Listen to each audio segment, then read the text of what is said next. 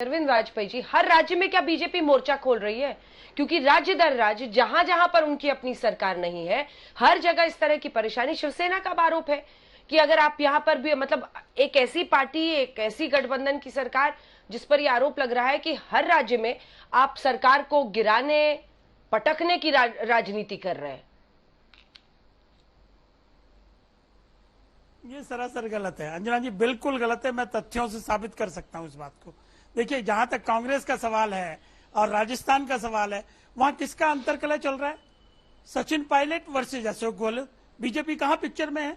सचिन पायलट अपने 20 विधायक लेके अगर बैठे हैं तो उसमें हमारा क्या रोल है? सचिन पायलट अगर उनके बुलावे पे नहीं जाते हैं तो उसमें हमारा क्या रोल है? इसी तरह देखिए, महाराष्ट्र में क्या है? महाराष्ट्र में पहले दिन से जो इनका गठबंधन बना है वो बाकायदा बेमोल गठबंधन है। ये तो अभी सुधांशु जी ने बताया ही आपको, और ये तथ्य है, इसको डिनाई थोड़ी कर सकते हैं, चाहे प्रियंका जी हो चाहे कोई हो। देखिए, उसमें क्या है, कांग्रेस का इतिहास भी आपको देखना पड़ेगा।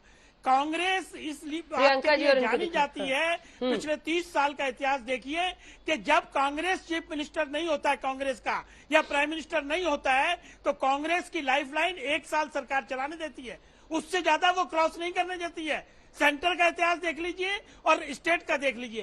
काहे को बीजेपी को दोष करते हो? हाँ, एक बात पक्का है कि बीजेपी राजनीतिक पार्टी है, अगर डिफॉल्ट से उसको सत्ता मिलेगी तो वो नकारेगी नहीं। सत्ता क्यों नहीं लेगी? राजनीति सत्ता के लिए हो रही है। देखिए, यहाँ अभी कल का परसों का बयान है, अशोक चौहान नाराज चल रहे हैं, शरद पवार अपनी लाइन कर रहे हैं। तो अगर महाराष्ट्र की सरकार भी गिरेगी तो इनके अपने अंतर्द्वंद से गिरेगी, अपने ईगो क्लासेस से गिरेगी, आप अपने हिस्सा बांट की वजह से गिरेगी। इसको कैसे डिनाई करोगे? बीजेपी का कहीं किसी किस्म का रोल नहीं है। अगर ये इनके एमएलए पक्के हो तो कैसे सरकार गिर जाएगी?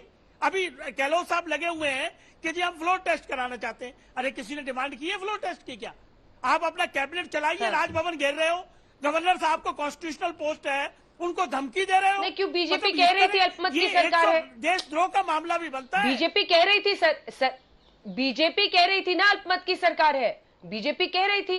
कटारिया साहब का बयान है, प्रेस कॉन्फ्रेंस में उन्होंने कहा कि अल्पमत की सरकार है, तो फिर फ्लोर टेस्ट से क्यों भाग रहे?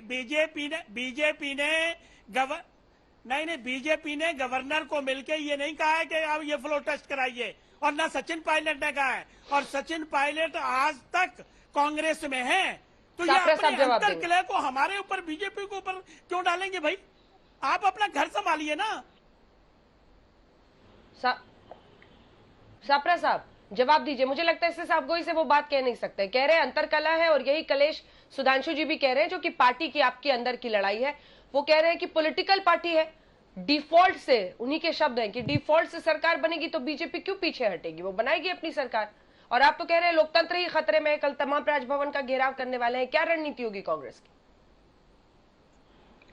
देखिए अंजना जी, ये सवाल ये है कि भारतीय जनता पार्टी का अगर 6 साल का इतिहास देखा जाए तो अंग्रेजी में कहते हैं हैबिचुअल ऑफेंडर, यानी आदतन अपराधी। आप देखिए कि उत्तराखंड में क्या हुआ, अरुणाचल प्रदेश, गोवा, मणिपुर, कर्नाटका, मध्य प्रदेश और अब ये राजस्थान। तो इसीलिए शायद उद्धव ठाकरे जी ने इनको चैलेंज किया है कि आप जो है वो हैबिचुअल ऑफेंडर हैं, आप चाहते हैं तो कर लीजिए यहाँ पे। लेकिन प्रियंका जी ने ठीक कहा कि महाराष्ट्र की जनता ने, महाराष्ट्र के एमएलए जो हैं, उन्होंने देखा है कि नवंबर और 23 के बीच में तरह से यहाँ तंत्र की धज्जी पाई गई, इस तरह पर संवैधानिक पदों का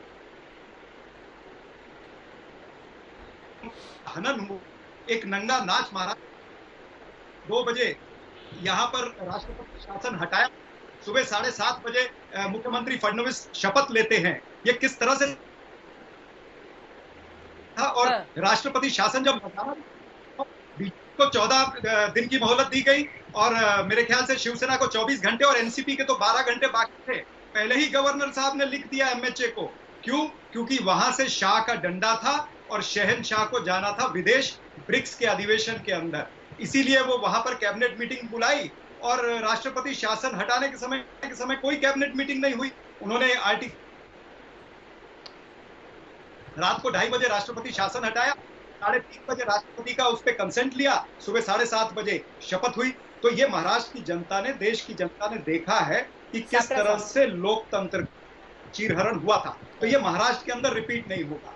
जहां पर राजस्थान का सवाल है, सापरा साहब, अगर सापरा साहब, आप राष्ट्रीय प्रवक्ता, सापरा साहब एक राष्ट्रीय प्रवक्ता है आप, आपसे एक सवाल है सर।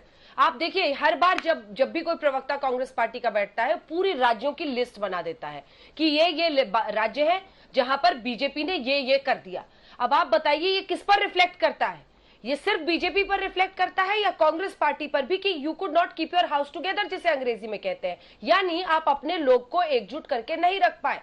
और यही आपका बिखराव, चाहे वो कमलनाथ और ज्योतिरादित्य सिंधिया के बीच में मध्य प्रदेश में हो या राजस्थान में अशोक गहलोत और सचिन पायलट के बीच, वो टूटा। अब मुझे ये बताइए कि क्या महाराष्ट्र में भी ऐसी दरार है जिसकी तरफ इशारा कर रहे हैं सुधांशु जी, या जिस पर खुद उद्धव ठाकरे ने कहा है कि तोड़ने की कोशिश हो रही है?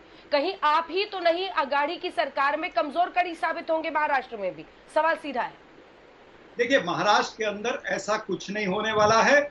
उद्धव ठाकरे जी हमारे मुख्यमंत्री हैं, महाविकास आघाड़ी की सरकार ये अच्छी तरह से तगड़ी तरीके से चल रही है, कोऑर्डिनेशन बहुत अच्छा है। जहां रही बात दूसरे राज्यों की, आपने बात की कि हम अपने लोगों को संगठित नहीं रख पा रहे हैं। भारतीय जनता पार्टी सत्ता बल, धन बल, बाहुबल का उपयोग तो कर ही रही है, गवर्नर हाउस का भी उपयोग कर रही है। आप देखिए विभिन्न राज्यों में हुआ है, जब राजभवन राजा भवन बन जाएंगे, जब गवर्नर जो हैं वो मोदी वंदना और शाह वंदना में लग जाएंगे, तब देश के लोकतंत्र का इसी तरह से चीरहरण होगा, लोकतंत्र की हत्या होगी।